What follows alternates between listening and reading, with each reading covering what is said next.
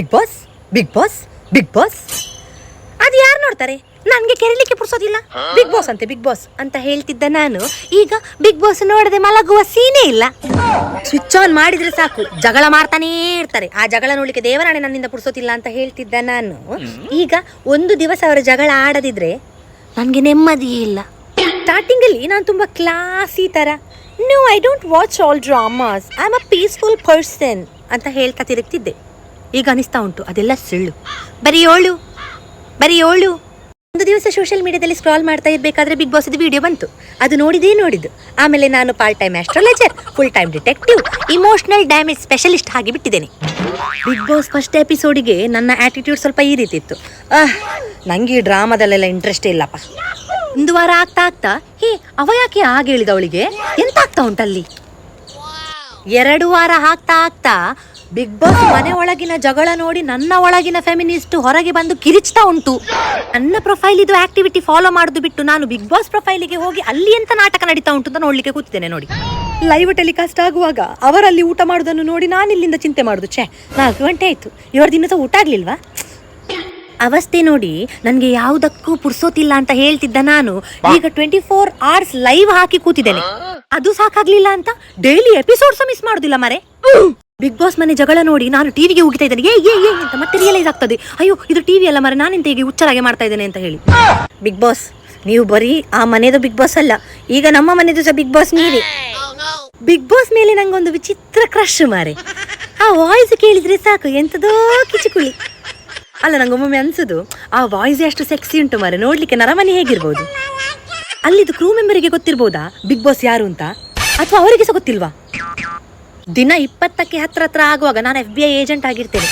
Contestant ಮುಖದಲ್ಲಿ ಸ್ವಲ್ಪ expression ಹೀಗೆ ಆದ್ರೆ ನಂಗೆ ಗೊತ್ತಾಗ್ತದೆ ಎಂತದೋ ನಡೀತಾ ಉಂಟಿವರೆ. ಮತ್ತೆ ದಿನ 30ಕ್ಕೆ ಹತ್ರ ಆಗುವಾಗ ನಂದಿಲ್ಲಿ ಎಲೆಕ್ಷನ್ ಕ್ಯಾಂಪೇನ್ ಶುರು ಆಗಿರ್ತದೆ. ಕಾಲ್ ಮಾಡಿ ನನ್ನ ಫ್ರೆಂಡ್ಸ್ ಹತ್ರ ಓಟ್ ಹಾಕು, ಸೇಫ್ ಮಾಡ್ಬೇಕು ಅವಳನ್ನು, ಗೊತ್ತಾಯ್ತಲ್ಲ. ದಿನ 40 ನನ್ನ ಕೊಲೀಗ್ ನನ್ನ ಹತ್ರ ಸ್ಟೇಪ್ಲರ್ ಕೇಳಿದ್ದು. ನಾನು ಅವಳಿಗೆ ಇಡೀ 30 ನಿಮಿಷದ ವೀಕೆಂಡ್ ವಾರದ ಲೆಕ್ಚರ್ ಕೊಟ್ಟು ಬಿಟ್ಟೆ. ಅದು ಕೇಳಿ ಈಗ ಅವಳು ಸಹ ಬಿಗ್ ಬಾಸ್ ಇದು ಫ್ಯಾನ್ ಆಗಿದ್ದಾಳೆ. ದಿನ 50ಕ್ಕೆ ನಾನು ಕಂಪ್ಲೀಟ್ ಸ್ಟ್ರೇಂಜರ್ಸ್ ಜೊತೆಗೆ ಕನೆಕ್ಟ್ ಆಗಿಬಿಟ್ಟಿದ್ದೇನೆ ಇಮೋಷನಲಿ. ಅಲ್ಲಿಂದ ಅವರು ಅತ್ರೆ ನಾನಿಲ್ಲಿಂದ ಜೋರಾಗಿ ಹೇಳ್ತೇನೆ. ದಿನ 70 ಈಗ ನನ್ನ social media platform full Bigg Boss ಮನೆ ಕಂಟ್ರೋಲ್ ರೂಮ್ ಆಗಿಬಿಟ್ಟಿದೆ. ಇಲ್ಲಿ ಸ್ಪಾಯ್ಲರ್ಸ್, ಅಪ್ಡೇಟ್, ಕಂಟೆಸ್ಟೆಂಟ್ಸ್ ನ ಬಿಹೈಂಡ್ ದ ಸೀನ್ಸ್ ಎಲ್ಲ ನಾನು ಪೋಸ್ಟ್ ಮಾಡ್ತಾ ಇದ್ದೇನೆ. ನನ್ನ ಫೋನ್ ಕೂಗಿ ಹೇಳ್ತಾ ಉಂಟು ನನ್ನ ಹತ್ರ, ಮೇಡಮ್ ಪ್ಲೀಸ್ ನೀವು ಸ್ವಲ್ಪ ಹೊರಗೆ ಹೋಗಿ ಗಾಳಿ ಸೇವನೆ ಮಾಡಿ ಬನ್ನಿ, ನನ್ನನ್ನು ಬಿಟ್ಟು ಬಿಡಿ ಮಾರೆ. ವೀಕೆಂಡ್ ಜಸ್ಟ್ ವೀಕೆಂಡ್ ಅಲ್ಲ, ಇಟ್ಸ್ ಅವರ್ ರಿಲಿಜನ್. ಹೋಸ್ಟ್ ಒಳಗೆ ಬರ್ತಾ ಇದ್ದಾಗೆ ದೇವರು ಬಂದಾಗೆ ಕಾಣ್ತದೆ ನಮಗೆ. ಅಂದ್ರೆ ಇವರು ನ್ಯಾಯ ದೇವರು ನಮಗೆ. ಇವರು ನಮ್ಮ ಕಂಟೆಸ್ಟೆಂಟ್ಸ್ಗೆ ನ್ಯಾಯ ಒದಗಿಸಿ ಕೊಡೋದು ಗ್ಯಾರಂಟಿ. ಮತ್ತೆ ಹೋಸ್ಟ್ ನಡೆದುಕೊಂಡು ಬರುವಾಗ ಮಾತ್ರ ಹೇಳುದು ಬೇಡ ಬಿಡಿ, ಇಡೀ ಟಿವಿದು ಸ್ಕ್ರೀನೇ ಹ್ಯಾಂಡ್ಸಮ್ ಆಗಿ ಬಿಡ್ತದೆ.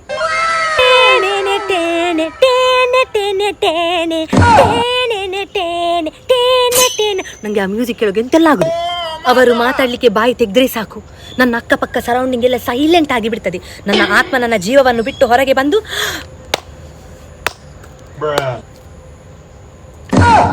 ಬಿಗ್ ಬಾಸ್ ಇದು ವಾಯ್ಸ್ ಉಂಟಲ್ಲ, iconic, deep, mysterious base voice. ಅದು ಬರೀ ವಾಯ್ಸ್ ಅಲ್ಲ, ಇಡೀ ಬ್ರಹ್ಮಾಂಡದ ಸೌಂಡ್ ಇದ್ದಾಗೆ ಉಂಟು. ಅಳ್ತಾ ಇರುವ ಮಗುವನ್ನು ಸಹ ಸುಮ್ಮನೆ ಮಾಡುವಷ್ಟು ತಾಕತ್ತುಂಟು ಅದರಲ್ಲಿ. ಮತ್ತೆ ಕಂಟೆಸ್ಟೆಂಟ್ಸ್ ಯಾವ ಲೆಕ್ಕ?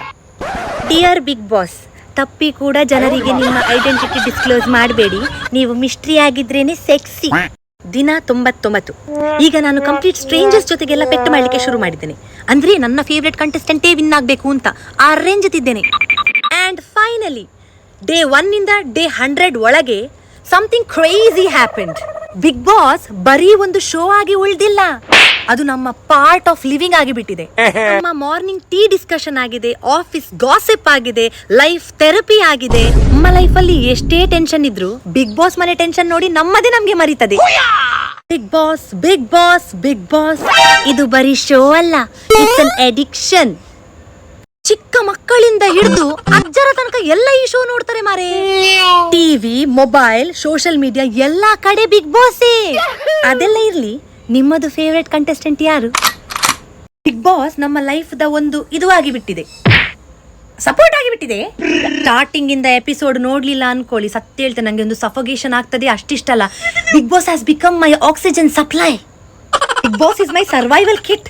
Climax of big boss is like end of life support ಇದ್ದಾಗೆ. ಮಿನಿಮಮ್ 1 ವಾರ ಆದ್ರೂ ಬೇಕು ರಿಕವರ್ ಆಗ್ಲಿಕ್ಕೆ. ಮತ್ತೆ ಬಿಗ್ ಬಾಸ್ ಅಲ್ಲಿ ನಿಮ್ಮ ಫೇವ್ರೆಟ್ ಕಂಟೆಸ್ಟೆಂಟ್ ಯಾರು?